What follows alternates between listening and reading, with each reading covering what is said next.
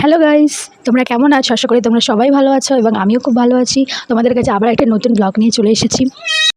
আজকের দিনটা ছিল রবিবার আর সকাল থেকে মুষলধারে বৃষ্টি হচ্ছিল। ওয়েদারটা খুব একটা ভালো না, ভেবেছিলাম হয়তো আমাদের যাওয়া হবে না, কিন্তু দেখলাম বিকেলের দিকে একটুখানি ধরন করে গিয়েছিল বৃষ্টিটা।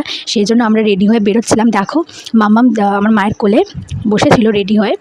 তো রাহুল এখন এসে পারেনি, সেজন্য আমরা একটু ফটো তুলছিলাম, ভিডিও করছিলাম।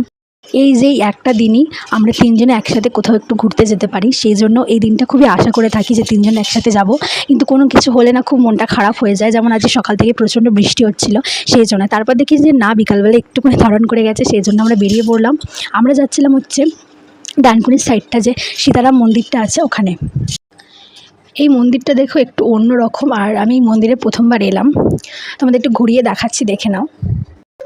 আর মাম্মামকে দেখো না, ও ওপর দিকে যে কি দেখছো, বাবার কোলে সমানে এদিক ওদিক তাকিয়েই রয়েছে, দেখতে আছে।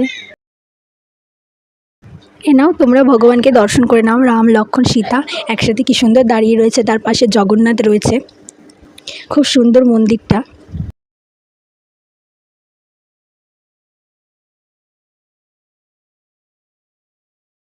তারপর আমরা ওখান থেকে চলে গিয়েছিলাম ভি মার্টে। মাম্মামের শপিং মলও প্রথমবার, তো এত জামা কাপড় দেখে অবাক হয়ে গিয়েছিল, ও চারদিক দেখছিল। মামামের জন্য জামা দেখছিলাম, কিন্তু খুব একটা পছন্দ হয়নি। সেই আগেকার পুরানোগুলি কিছু ছিল, নতুন কিছু আসেনি। তো আমরা সেটাই ঘুরে দেখছিলাম কি কি এসেছিলো।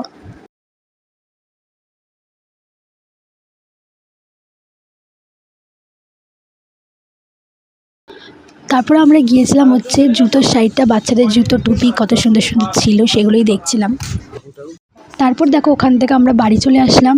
আর আমি ভিডিওটা এখানেই এন্ড করছি। তোমাদের কেমন লাগলো অবশ্যই আমাকে জানিও। আর আমার এরকম নতুন নতুন মিনি ব্লগ পেতে গেলে আমার চ্যানেলটাকে সাবস্ক্রাইব করে রেখো আর আমাকে ফলো করে রেখো। দেখা হবে নেক্সট ভিডিওতে। টাটা।